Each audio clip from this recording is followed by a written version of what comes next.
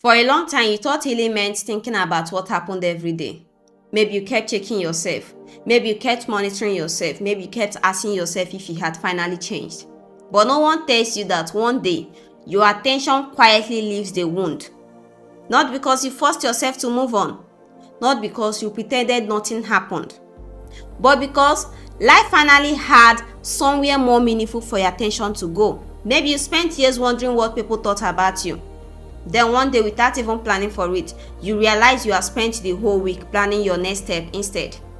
You spend the whole week working, learning, building, making decisions that align with the future you are creating. It never even crosses your mind to wonder who is talking about you.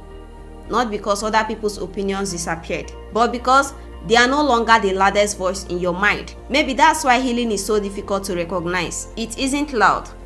It doesn't arrive with an announcement.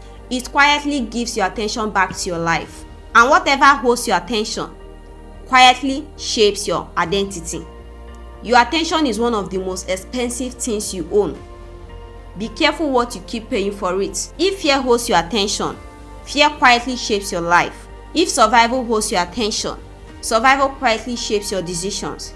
If your future begins holding your attention, your life quietly starts moving toward it. Healing doesn't end when the pain disappears. It ends when your attention finally has somewhere more meaningful to go. Not because you forced yourself to move on. Not because you pretended nothing happened. But because life quietly became more interesting than the wound. Maybe that's the strongest sign that something no longer controls you. Not that it never happened.